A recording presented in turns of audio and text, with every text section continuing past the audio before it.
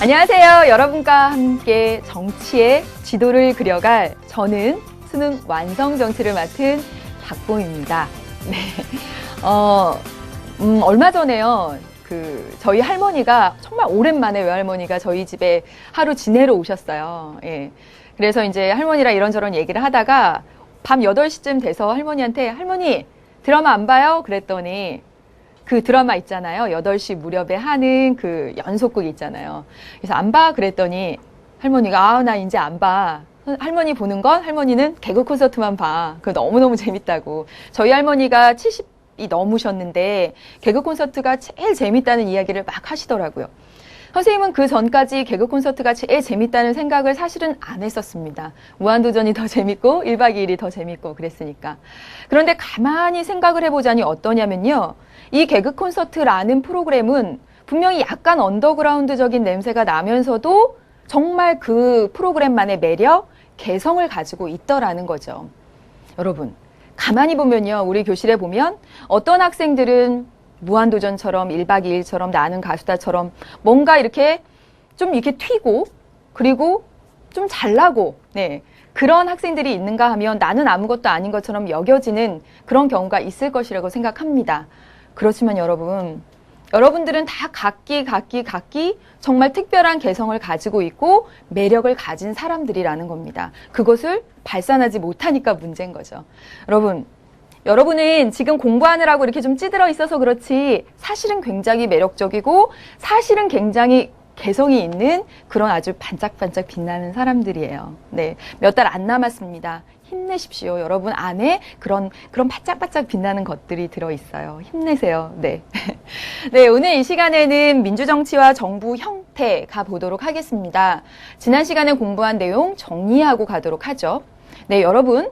우리 지금 6강째 왔습니다. 6강째 오면서 지난 5강까지 한 내용이 쭉 머릿속에 떠오르십니까? 국가와 정치생활, 민주정치의 이념과 원리, 그리고 민주정치의 발전까지 봤어요. 지난 시간에 민주정치 발전 봤죠? 민주정치 발전 뭐였더라 떠올리세요? 예, 떠올라요. 네, 그러면 정리 한번 해보고 이번 시간 주제로 들어가 보도록 합시다. 네, 남겨둔 문제 가지고 정리를 해보도록 할게요. 자료 한번 볼까요? 네, 이 자료는 25페이지에 있는 자료 분석 특강에 있는 내용입니다. 사실은 굉장히 쉬운 내용이죠. 읽으면서 정리해보자 그겁니다. 네, 민주정치의 발전하면서 여러분은 아테네, 근대, 현대 민주정치의 특징과 각각의 민주정치가 등장한 배경 이런 것들을 공부했습니다. 한번 읽어볼까요? 아테네 민주정치와 현대 민주정치의 차이점은 첫째, 아테네에서는 시민들이 한자리에 모여 국가 정책을 직접 결정하는 직접 민주정치 실시했고 현대 민주정치는 대표에 의해 정책 결정이 이루어지는 대의제 선택하게 되었다. 여러분 오늘 이 시간에 여러분은 왜 직접 민주정치에서 간접 민주정치로 가게 되었는지 그 내용들 배우게 됩니다. 현대와 아테네 고대 민주정치의 차이점 첫 번째. 잘 알고 계시죠? 두 번째.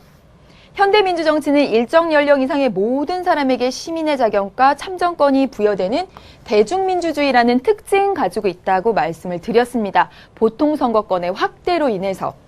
그런데 아테네 민주정치는 시민의 자격과 참정권이 여자와 노예, 이방인에게 부여되지 않는 제한적이었다. 제한적 민주정치다라고 이야기하고 있습니다.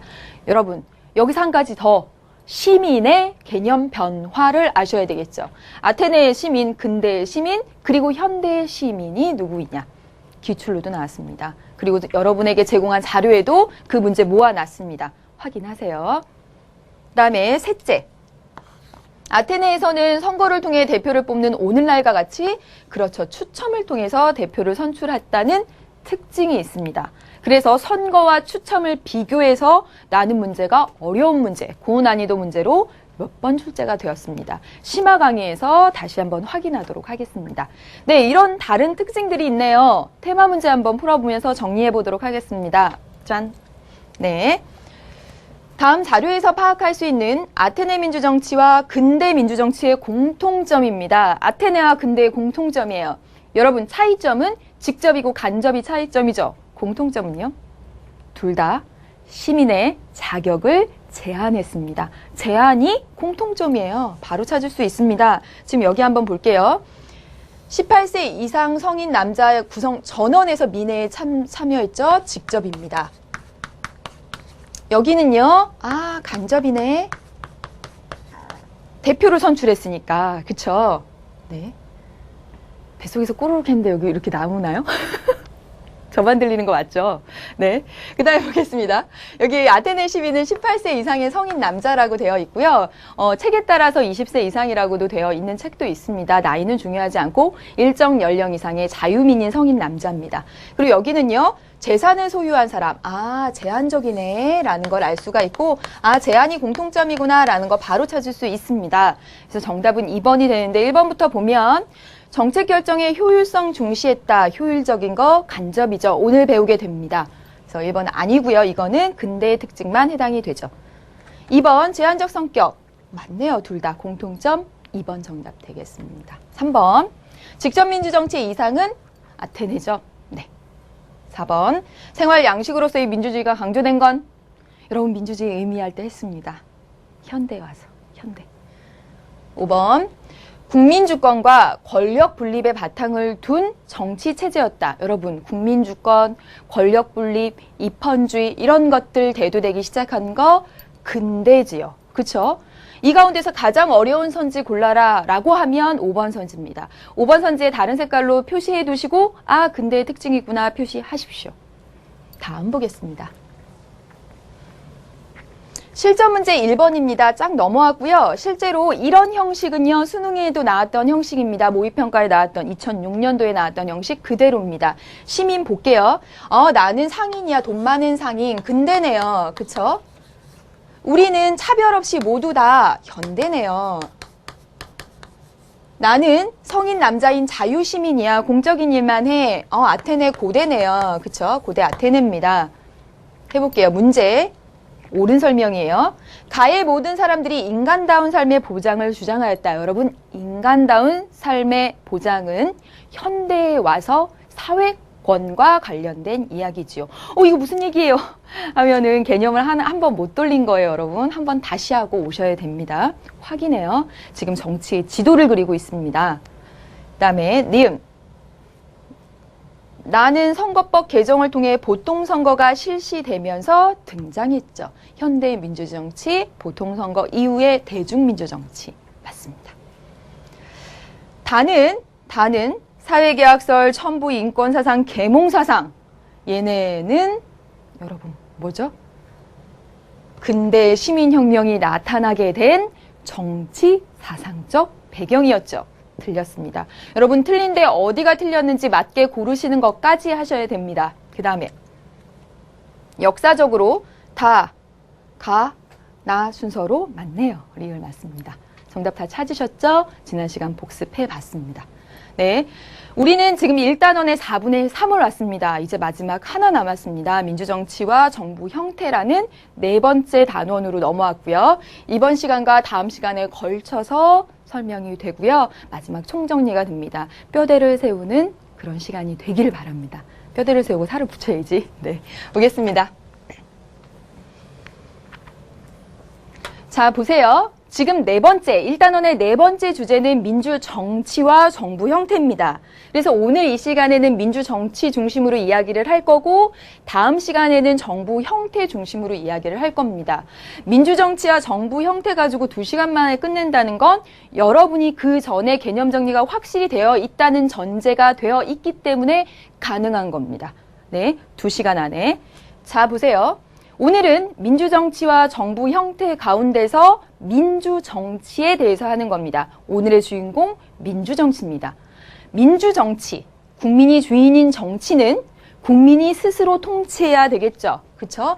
국민이 자치해야 됩니다. 민주정치니까 스스로 통치해야지. 그쵸? 자치해야 됩니다. 자치하는 방식에는 두 가지가 있죠. 그쵸? 두 가지가 있습니다. 하나는 직접, 하나는 간접이죠. 오늘은 바로 직접 민주정치와 간접 민주정치에서 배운다라는 이야기예요. 우리는 사실 이미 민주정치에 발전할 때 아테네, 근대, 현대 할 때 이 직접 민주정치니 간접 민주정치니 하는 용어들에 대해서 이미 학습을 했습니다. 정리한다고 생각을 하시면 돼요.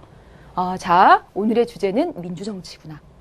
민주정치니까 국민이 주권을 가지고 있고 스스로 통치해야 되겠구나.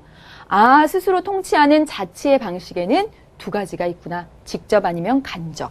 자, 보겠습니다. 그래서 오늘 배울 거 첫 번째 직접과 간접에 대해서입니다. 정리하세요. 하나의 뼈대 세웠습니다. 민주정치, 직접과 간접. 이것을 국민 자치의 원리에 두 가지가 있다라고 말합니다. 여러분, 간접도 국민 자치의 원리에 부합합니다. 간접도요. 직접이 국민 자치의 원리에 충실한 거고요. 두 개 다 국민 자치의 원리에 부합하는 겁니다. 그럼 보세요. 직접은 좋은 점이 무엇이고 나쁜 점은 무엇일까? 단점이 있기 때문에 간접으로 가게 됐죠. 간접의 등장 배경 보겠습니다. 그리고 장단점. 선생님이 다 PP 이렇게 표시를 했죠. 그렇죠? 조금 있다가 이 내용 다 함께 볼게요. 직접에서 간접으로 가고요. 간접에 문제점이 있으니까 보완하는 장치로서 크게 보세요. 호남민주정치, 전자민주주의, 그리고 지방자치입니다. 직접이 제일 이상적인데 못하니까 간접했고요. 간접에 문제점이 생기니까 이렇게 보완 대책 세 가지 나와 있습니다. 그중에서 우리 교재에서 지금 볼 내용은 혼합과 전자민주주의, 지방자치 이 세 가지가 바로 뭐예요? 간접민주정치의 보완입니다. 틀을 세워봅시다. 민주정치, 직접 아니면 간접이구나. 그런데 현실적으로 간접하게 되는데 간접에 문제점이 생겼구나. 이거 보완할 수 있는 방법은 혼합하거나 전자민주주의 하거나 지방자치구나. 뼈대 세웠습니다. 따라해보세요. 잠깐 스톱하고 따라해보세요. 네, 됐죠? 그리고 볼게요. 혼합. 혼합의 의미를 먼저 볼 거고요. 기본 중에 기본입니다. 그 다음에 혼합은 직접 민주정치 요소가 들어간 건데 이 내용들 살펴보도록 할게요. P라고 써놨죠? 아주 중요하니까. 그 다음에 여기서 전자민주정치 중심으로 이야기를 하겠습니다. 다시 한번 말씀드리지만 지방자치는 3단원에서 아주 자세히 이야기를 하겠습니다. 그래서 지방자치 용어가 언제 나왔어요, 여러분? 민주정치의 원리 할 때 나왔지? 그쵸? 그 다음에 지금 또 나왔습니다. 2번 나왔어요. 2단원에 선거할 때 나올 거예요. 3단원에 나옵니다. 3단원에 종합하겠습니다. 그렇죠? 그래서 전자민주주의 장단점 이렇게 지방자치제도와 주민참여 이렇게 돼 있습니다. 물론 선생님이 기출문제는 다 넣어놨습니다. 여러분. 네, 할 내용들 뼈대 세워지셨죠? 어떤 내용들 해야 되는지 아시겠죠? 네, 호남민주정치 관련해서 어떤 거 중심으로 봐야 될지 여러분 보세요. 전자민주정치 관련해서 어떤 거, 지방자치 관련해서 어떤 거 공부해야 될지 먼저 보세요. 네. 그럼 이제 뭐부터 본다고? 직접과 간접부터 보도록 하겠습니다. 네. 자료 분석 요거부터 먼저 보겠습니다. 직접과 간접 민주정치 어떻게 다를까?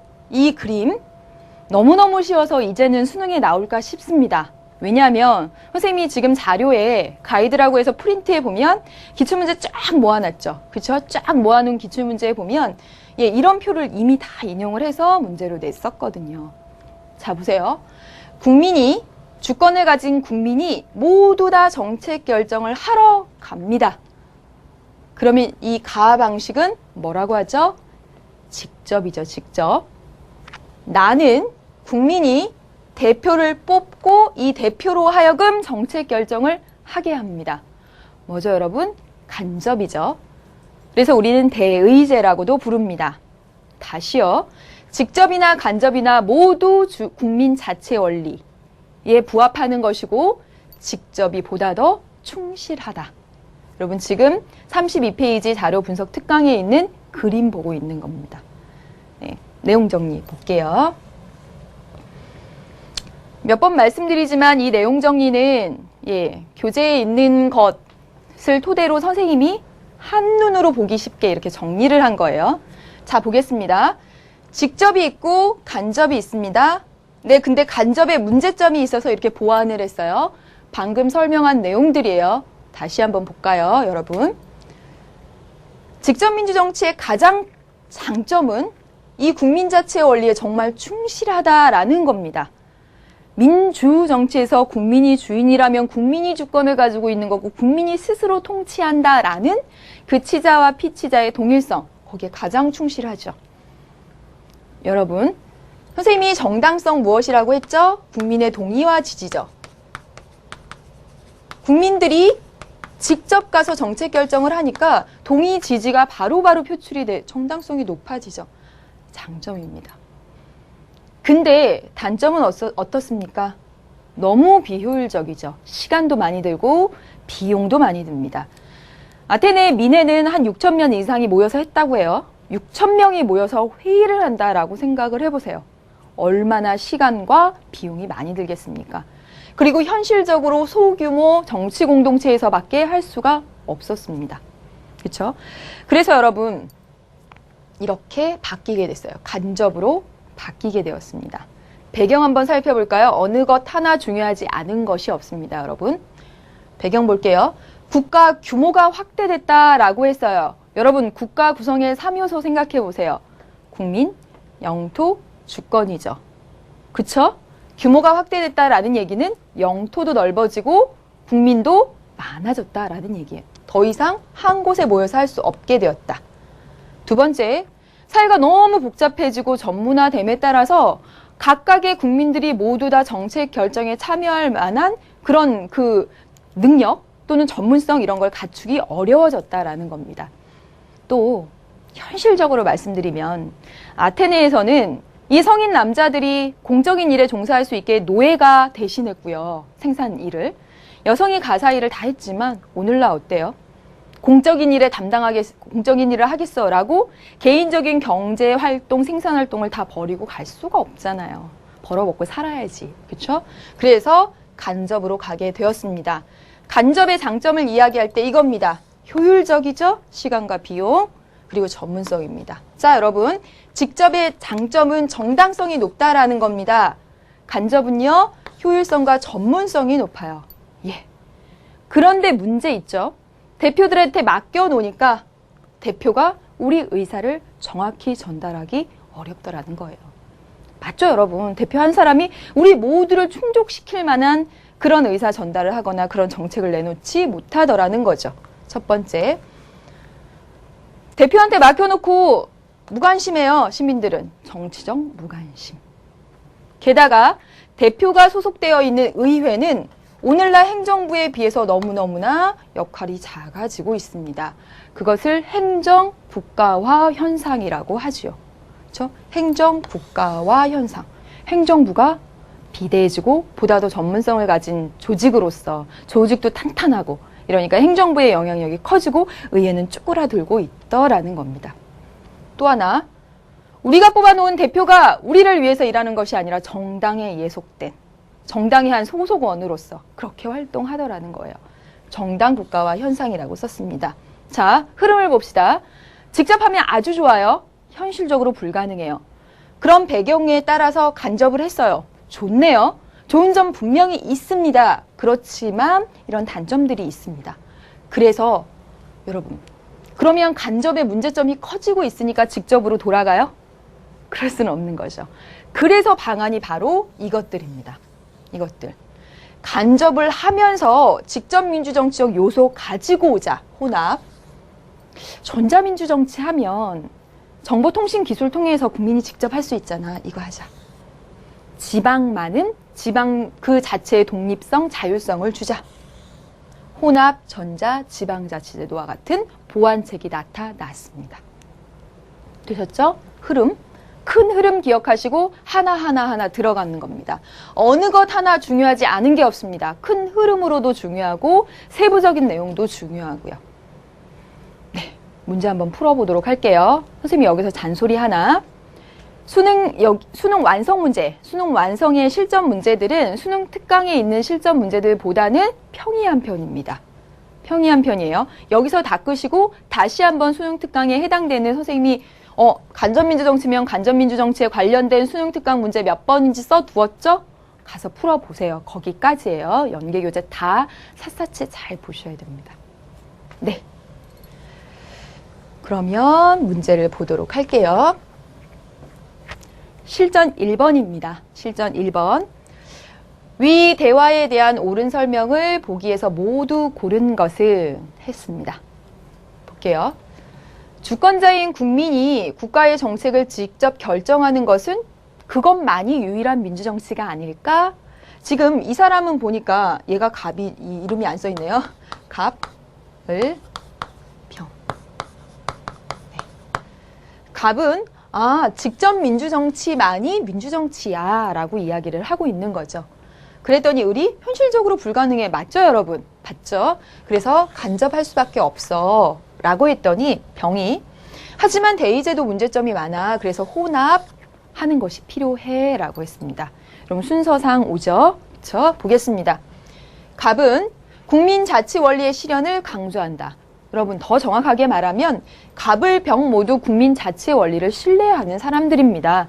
왜냐하면 직접이건 간접이건 혼합이건 간에 다 국민 자치 원리에 부합하는 거예요. 얘도 자치 원리의 실현을 강조하는 사람들입니다. 얘도 실현 강조해요. 기억 맞습니다. 네. 그다음에 을이 주장하는 방식은 국민주권에 위배돼요? 아니죠. 민주주의, 국민주권, 국민자치 방식 중에 한 가지라고 했습니다. 니은 아닙니다. 디귿. 병은 정치적 무관심을 대의제의 문제점으로 제시하겠죠. 생각나십니까? 대표들이 제대로 못한다는 거, 국민들은 무관심해진다는 거, 행정국가 현상, 정당국가 현상. 선생님은 쫙 정리했는데, 네. 그래서 맞습니다. 리을. 갑은 을에 비해 갑이 정치적 효율성과 전문성을 중시한다. 여러분, 을은 전문성과 효율성, 갑은 정당성이었죠. 맞죠, 여러분? 네, 다음 문제 보겠습니다. 다음 글의 필자가 강조하는 정치 방식의 일방적인 특징을 보기에서 고른 것은 이것도 1번이라고 돼 있는데 선생님이 한번 고득점 1번입니다. 여러분 38페이지 고득점 1번입니다. 네, 볼게요. 영국의 국민은 자유롭다고 생각하지만 정치 방식이라고 나와 있습니다. 이 지문은 아주 유명한 지문이죠. 누가 말했는지도 이제 알아야 합니다. 그것은 중대한 착각이다. 그들은 대표를 선거하는 동안 그때만 자유롭고 대표가 일단 선출되면 노예로 돌아가 버린다. 대표를 뽑아서 정책 결정을 하는 형태에 대해서 굉장히 불신하고 있다는 것을 알 수가 있습니다. 그쵸? 간접을 비판하고 있습니다. 그래서 대표들이 최고의 권력자로 그 위임이 계속되는 임기 동안 대표들이 행사할 수 있는 것을 규제하기 위한 어떠한 제한도 가하지 않는다는 국민의 태만, 무관심 그리고 무지함에 대해서 그래, 야, 니네 진짜 무지하다. 그런다는 거. 간접 민주정치를 비판하고요. 그리고 이 사람이 강조하는 건 직접 해야 된다라는 얘기죠. 루소의 주장입니다. 그렇죠? 네. 볼까요? 즉 주권이라는 것은 일반 의지의 행사이므로 이것은 결코 양도될 수 없으며 결코 넘겨줄 수 없대요. 주권자라는 것은 집합적 존재이므로 대표될 수밖에 없는 그 자체에 의해서 대표될 수밖에 없는 것. 그 스스로 해야 된다라는 거죠. 루소 직접 보겠습니다. 기억, 국민의 의사가 왜곡되어 반영될 수 있다. 여러분 직접의 장점은 자치 원리에 충실하고 국민의 의사가 그대로 전달될 수 있다는 거죠. 어디가 왜곡될 수가 있어요? 간접이죠. 네. 대규모 정치 공동체에서 실시하기가 곤란해서 현실적으로 간접하고 있는 거죠. 맞습니다. 국가 의사 결정에 따른 비용과 시간이 많이 드는 문제점이 생겼죠. 비효율적이라는 문제점. 맞네요. 그다음에 넘겨주세요. 정책의 전문성이 요구되는 현대 국가에 적합하다. 전문성, 효율성 강조하는 거 간접이죠. 위 글에서 주장하는 바는 직접 민주정치에 대한 이야기고 아주 유명한 지문이다 라고 말씀드렸습니다. 여러분 지금까지 민주정치의 국민자치 원리에 대해서 살펴본 겁니다. 직접과 간접이 있고 간접을 현실적으로 하는데 그게 문제가 발생하니까 혼합, 전자, 지방자치 이렇게 갔죠? 이제 볼 거 뭐냐면 혼합부터 보고요. 혼합 보고 전자 보고 그 다음에 지방자치 3단원이라고 했습니다. 물론 선생님이 자료에는 올려놨습니다. 네, 보겠습니다. 여기서 중요한 게 여러분 비율입니다. 크기예요. 여러분 혼합하면 혼합이 간접과 민접이래요. 간접과 직접을 그냥 막 섞은 것. 그게 혼합이 아니라 간접이 주가 되고 직접 민주정치적 요소가 이렇게 쏙 하고 들어간 거예요. 그렇죠? 왜냐하면 현실적으로 간접할 수밖에 없는 상황에서 간접의 문제점이 발생하기 때문에 직접 민주정치적 요소를 이렇게 쏙 하고 담은 거죠. 그래서 전반적으로 간접이고요. 직접 민주정치적 요소가 들어갑니다. 그리고 여러분은 그 직접 민주정치적 요소가 무엇인지 아셔야 되겠죠. 예, 여러분 보세요. 간접 민주정치 주가 돼 있고 효율성이나 전문성보다는 정당성을 중시하는 직접 민주정치적 요소를 담았습니다. 그게 바로 혼합 민주정치예요. 간접 민주정치에 대한 보완 대책인 거죠. 그렇죠? 보겠습니다. 다음 넘겨주세요. 자, 지금 보는 이 내용들이 바로 직접 민주정치적 요소입니다. 직접 민주정치적 요소는 여러분 잘 알고 계셔야 되는데 지금 국가 수준의 직접 민주정치적 요소, 지방 수준의 지방자치제도가 이렇게 나와 있습니다. 하나하나 너무너무나 중요하죠. 네, 첫 번째 볼게요. 국민투표. 정책 결정을 대표한테 맡긴 것이 간접민주정치잖아요. 그런데 이 간접민주정치를 하는 가운데서 국민투표 제도라는 걸 쏙 집어넣습니다. 직접 민주정치적 형태예요. 왜냐? 헌법 개정하거나 국가의 중요한 정책에 대해서 국민이 찬성 혹은 반대로서 직접 의사결정을 하기 때문이죠. 우리나라에 있습니다. 네. 우리나라에 있는지 없는지도 여러분 아셔야 되겠죠. 그 다음에 국민 발안입니다. 국민들이 대표로 하여금 헌법을 개정하고, 물론 헌법 개정의 주체는 국민이지만 뭐 법률안을 개정하도록 대표에게 맡겼지만 이 국민 발안이라고 하는 것은 국민이 직접 법률안이나 헌법 개정안을 제출하는 겁니다. 직접 민주정치적 요소죠. 우리나라에 없습니다. 네. 국민 소환, 선출직 공직자를 임기가 끝나기도 전에 파면시키는 제도입니다. 국민이 주체가 되어서. 선출직 공직자, 예를 들면 국회의원과 같은 경우에 우리나라에 없습니다. 네. 그래서 직접 민주정치적 요소 대표적으로 3가지 살펴봤고 그중에서 국민투표제도가 우리나라에 있다라는 것, 그리고 이 국민투표에 대해서는 조금 더 보겠습니다. 그다음에 여러분, 지방 수준에서 직접 참여할 수 있는 제도들이 있습니다. 첫 번째는 주민투표입니다. 주민투표. 이건 국가 수준이라면 지방 수준이에요. 지역 정책을 주민이 직접 결정하는 거죠. 서울시장께서 그래, 그 무상급식에 대해서 주민 투표에 붙여보자. 주민이 한번 결정해보자. 이런 얘기도 했고요. 우리 지역에 방패장 유치를 하는데 주민이 찬성 반대를 하는지 직접 물어보자. 예, 직접 민주정치적인 지방에서 행해지고 있는 것입니다. 여러분, 주민 발안은 마찬가지입니다. 주민이 직접 지방에서 제정하는 조례나 조례 개정을 요구할 수 있는 안건을 주민이 직접 내는 게 주민 발안이죠. 우리나라에는 간접적 주민 발안 형태인 조례 개폐 청구 제도가 있습니다. 이 얘기 왜 하느냐? 우리 기출문제에 보면 한 2번 정도 나왔습니다. 그래서 그 용어만 잘 알아두시면 조례를 개정하고 폐지하고 하는 것을 지방자치단체장에게 요구하는 거예요. 다시 말하면 주민이 직접 내는 건 아니고 이렇게 요구해서 이렇게 하기 때문에 간접적인 주민 발안 제도라고 합니다. 지방자치법에 나와 있고 실제로도 출세가 된 적이 있습니다. 또 하나, 주민 소환이죠. 주민 소환 정말 시험 문제에 많이 나오는 부분이죠. 그렇죠? 여러분, 선생님이 주민 소환 문제만 쫙 모아가지고 지금 자료에 올려놨습니다. 반드시 풀면서 겹치는 부분들을 확인할 수 있을 거예요. 어떤 부분 중점적으로 출제하고 있는지 여러분 확인할 수 있을 겁니다. 주민 소환은 지방의 선출직 공직자를 임기 만료 전에 파면하는 겁니다. 지금 국민 소환은 국회의원과 같이 국가 수준에서 선출하는 공직자인데 주민 소환은 지방자치단체, 지방 수준에서 뽑은 선출직 공직자에 대한 임기 만료 전에 파면 제도입니다. 그래서 주민투표, 주민발안, 주민소환 있고요. 정말 여기 국가 수준의 직접 민주정치적 요소 못지않게 오히려 더 많이 출제가 되고 있어요. 하나만 더 나오는 용어들을 이야기를 하면 주민감사청구제도라는 것도 있습니다. 네, 주민감사청구제도라는 것도 있습니다. 뭐냐면 주민이 감시하고 조사해달라고 요청하는 겁니다. 누구한테? 상급 행정기관한테. 지금 우리 경기도 내에 있는 어떤 시가 뭔가 잘못한 것 같아. 그러면 그 위에 상급기관 도지사에게.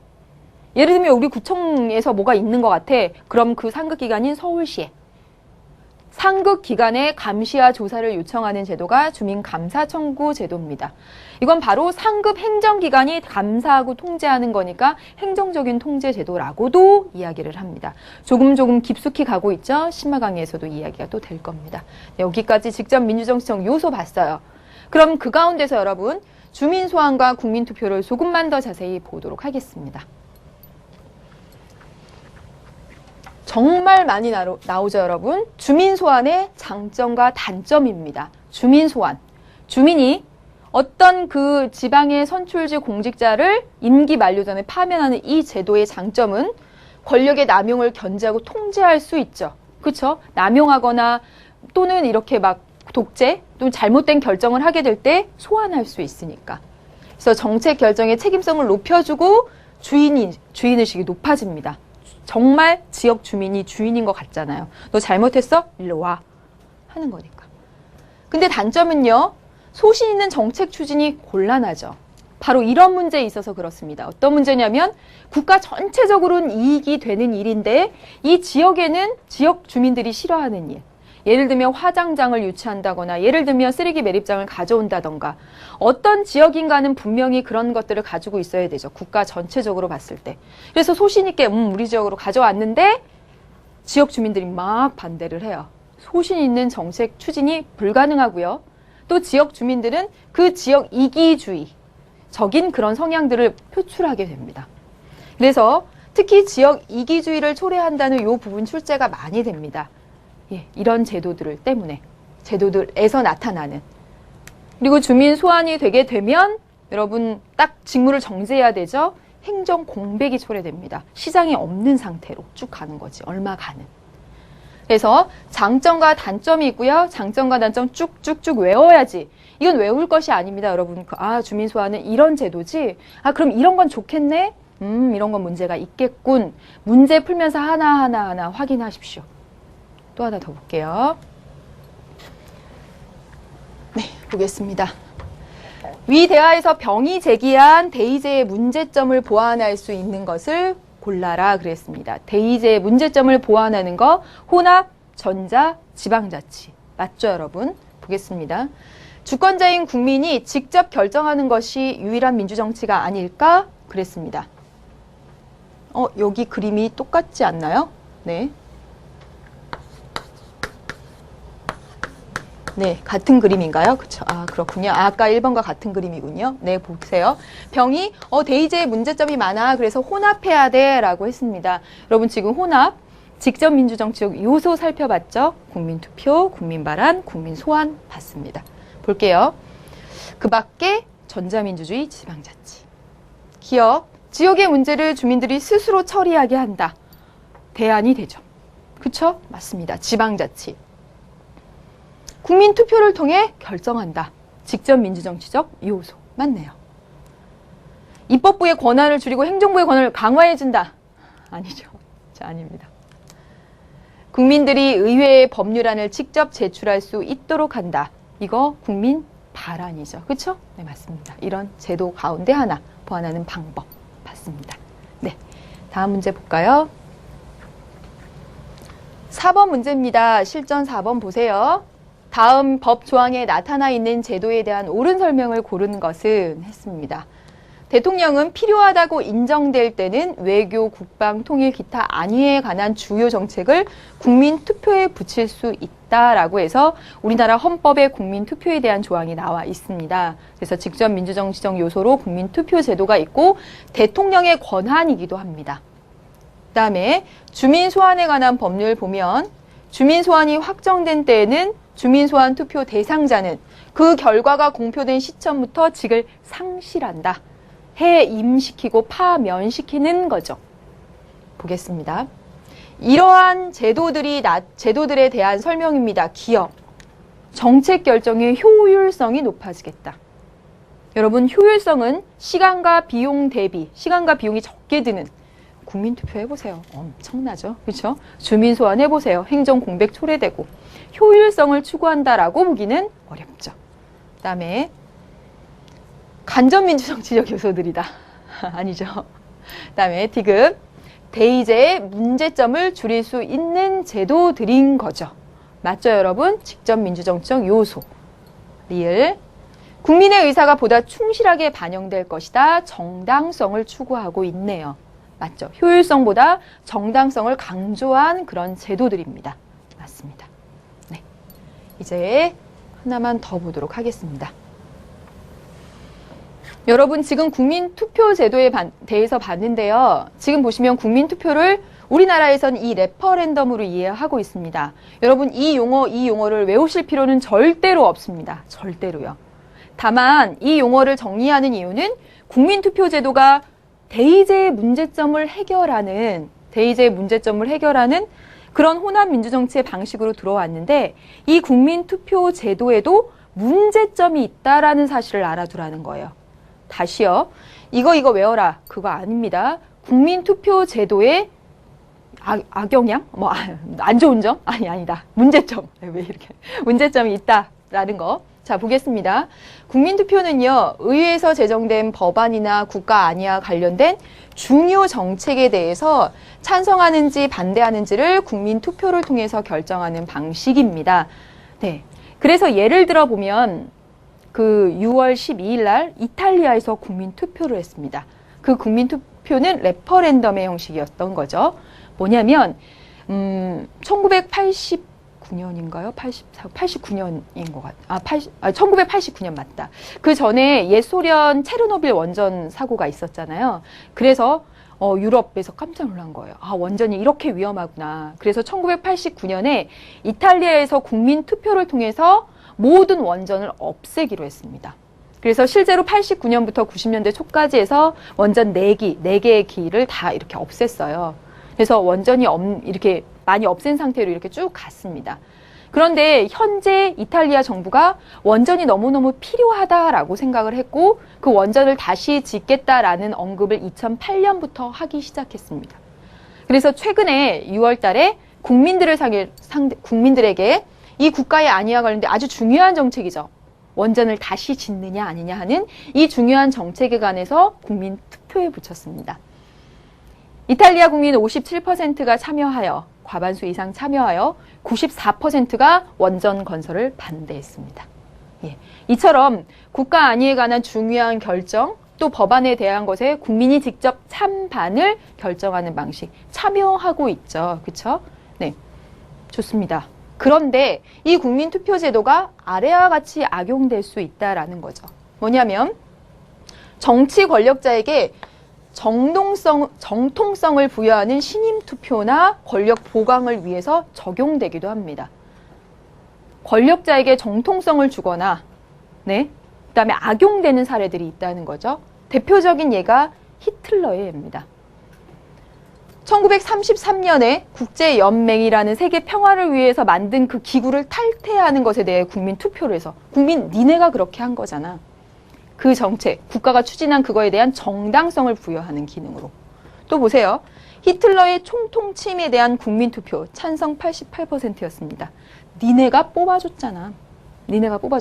신임 투표, 정당성을 부여하는 그런 투표로 전락할 수 있다라는 거죠. 이게 한계점입니다.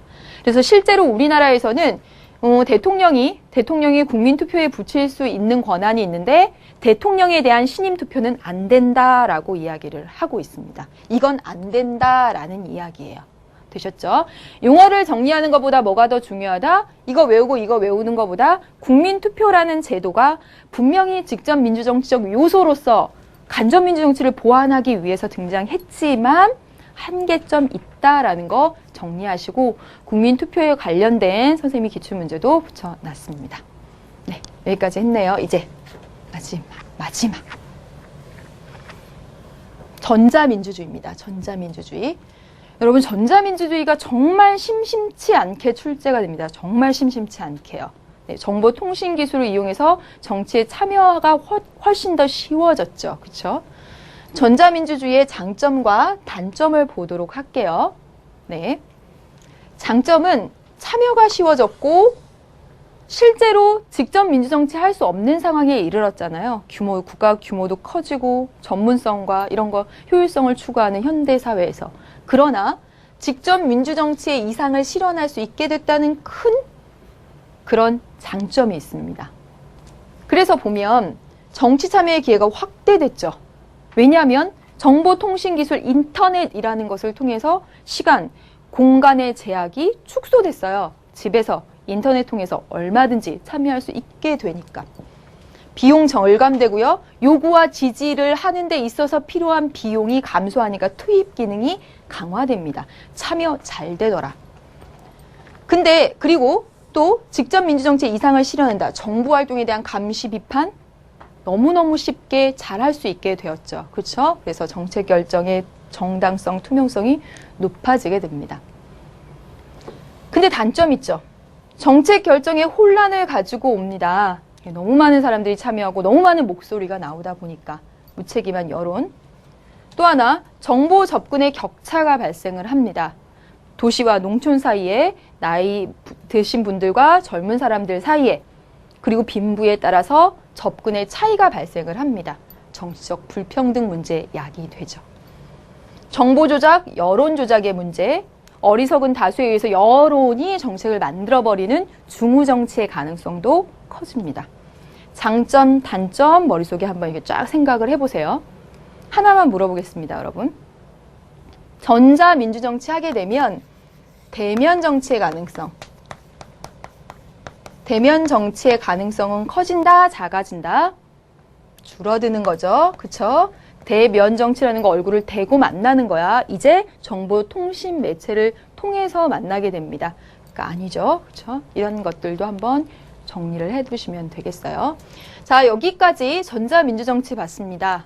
예, 여기까지 지금 직접에서 간접으로, 혼합으로, 그리고 전자민주정치로 넘어왔죠. 전자민주정치 공부하실 때 하나하나 암기. 아닙니다, 여러분. 큰 흐름. 아, 좋은 점. 접근이 쉽네. 네, 참여가 쉽겠네. 아, 그러나 이런 문제점들이 있겠구나. 이렇게요. 문제 보겠습니다. 아, 문제 아니군요. 테마 심화 학습에 나와 있는 34페이지 내용 간단히 볼게요. 전자민주주의가 참여를 가능하게 하고 직접 민주정치의 이상을 실현한다고 했지만 부정적인 점이 있다라고 방금 정리했잖아요. 한번 읽어보겠습니다. 온라인상에서 나타나는 감정적이고 자극적인 선동과 선전의 난무, 무차별적인 인신공격 많이 보죠, 여러분. 개인정보 유출, 사생활 침해 등은 민주주의를 위협하는 요소가 되고 있다. 선생님이 이거 하는 이유는 이 용어 설명하려고 합니다. 이용할 수 있어요. 이 질문 얼마든지. 빅브라더의 출연을 초래할 수도 있다. 여러분, 빅브라더가 뭔지 한번 볼게요. 다음이요. 여러분, 34페이지입니다, 여러분. 빅브라더는 뭐냐면 정보를 독점으로 사회를 통제하는 관리 권력, 사회를 통제하는 관리 권력, 혹은 그러한 사회 체계를 일컫는 말로써 영국의 소설가 조지 오웰의 소설 1984년에서 비롯된 용어입니다. 선생님이 진짜 좋아하는 책이거든요. 네, 그 1984 꼭 한번 읽어보세요. 시험 끝나고 나서. 저기 보면 빅브라더라는 아주 눈에 보이지도 않는, 우리가 만날 수도 없는 그런 아주 그런 인물, 그 독재 권력이 모든 전 사회의 가정에다가 텔레스크린이라는 걸 설치해 놓고 각 개인의 사생활을 철저히 통제하고 감시합니다. 그래서 그런 권력을 이른바 빅브라더라고 부르는 거죠. 물론 여기 보면 긍정적인 의미로는 뭐 선을 목적으로 돌보는 보호적인 감시라고 하는데 보통은 이렇게 부정적인 의미로 사회를 통제하는 독재 권력을 의미하는 용어입니다. 이제 문제 보겠습니다. 보세요. 새로운 형태의 정치 체제가 정치에 미칠 영향. 뉴 미디어의 정보 기술이 빠르게 발전하면서 등장한 새로운 체제 정치 형태. 전자민주주의. 그렇죠? 그래서 지금 볼게요. 이 국민의 대표들이 주권자인 국민의 이익을 대변하기보다는 자신들의 이익을 더 중시하거나 대의제의 문제점이죠. 국민의 이익을 실질적으로 대변하지 못하는 등 이런 부작용에 따라서 그렇죠? 대의제의 문제점에 따라서 전자민주주의 대안으로 나타났다라고 말씀드렸습니다. 기업, 시민의 참여 제한? 활발해지죠. 참여 증가? 아닙니다. 직접 민주정치적 요소가 강화된다. 직접 민주정치적 이상 실현. 맞죠? 포퓰리즘에 입각한 포퓰리즘입니다, 여러분. 정치가 줄어들 것이다. 인기 영합하려고 막 합니다. 인터넷상에서. 그렇죠? 그런 것들 여러분 현상들 많이 보시잖아요. 포퓰리즘, 인기 영합주의입니다. 다음이요. 정책 결정 과정의 정당성이 높아지죠. 직접 민주정치적 요소나 또는 전자민주주의 하게 되면 정당성이 높아지고 대신 효율성이 떨어지는 측면이 있다라는 것 아시죠, 여러분? 마지막 문제 보겠습니다. 2번 문제입니다. 고득점 2번이에요. 여러분 지금 보시면 터치 스크린 방식으로 투표를 했을 때입니다. 문제는 여기는 터치 스크린 방식의 투표 시스템이지만 이와 같은 것의 도입으로 인해 나타나는 전자민주주의로 인해 나타나는 현상을 물어보는 문제로 푸셔야 되겠습니다. 1번, 정보조작, 여론조작의 가능성은 늘어나죠. 전자민주주의의 문제점이었죠. 다음이요. 정보 유출과 사생활 침해 늘어난다고 아까 보셨죠. 심화에서도. 시민과 정치인 간의 상향식 의사소통이 늘어나죠. 의사소통 잘 되잖아요. 참여. 대중의 이익에 인기에 부합하는 정책, 포퓰리즘이 증가하죠. 정답 5번 되겠네요. 참여 확대, 관객 정치의 가능성은 줄어들 것이다. 참여가 줄어들고 관객 민주정치의 가능성이 컸던 게 간접민주정치였고 간접민주정치의 문제점 때문에 전자민주주의, 호남민주정치 나타난 것이잖아요. 여러분, 지금 여기 터치 스크린 방식의 투표에 대해서 나와 있는데요. 터치 스크린 방식의 투표에 대해서는 기출문제에 나온 적이 있습니다. 터치 스크린 방식으로 하게 되면 투표나 개표 비용이 절감되죠. 그런 좋은 점이 있네요. 그런데 문제점은 뭐냐면 비밀 선거의 원칙을 훼손할 수 있다는 문제점이 있습니다. 써두세요. 터치 스크린 방식으로 띡띡띡 했을 때 비밀 선거의 원칙을 훼손할 수도 있겠다라는 것까지 정리를 해두십시오. 네, 오늘 여기까지 했습니다. 총정리 보겠습니다. 오늘의 주제, 여러분, 직접, 간접, 그리고 혼합과 전자민주주의입니다. 직접은 국민 자치의 원리에 가장 충실했고 정당성이 높습니다. 그렇지만 현실적으로 많은 문제점들 때문에 효율성과 전문성이 높은 간접 민주정치로 가게 되죠. 그런데 간접 민주정치에 또 문제점이 나타나서 여러분 어때요? 호남 민주정치, 그리고 전자민주주의, 그리고 지방자치제도가 대안이다라고 이야기를 했습니다. 큰 틀 세우셨죠? 네, 여기까지. 네, 여러분 여기까지. 오늘 공사 1단원의 마지막 공사 단원에 여러분 민주정치에 대해서 공부를 했습니다. 직접, 간접, 직접의 문제, 간접의 등장 배경, 간접의 문제, 간접의 대안들. 그 중에서 혼합, 전자, 지방자치까지 본 것입니다. 큰 틀 잡으셨죠? 지도 그리셨죠? 네. 다음 시간에 정부 형태 가지고 여러분들 찾아오겠습니다. 수고 많으셨습니다, 여러분. 안녕. 안녕.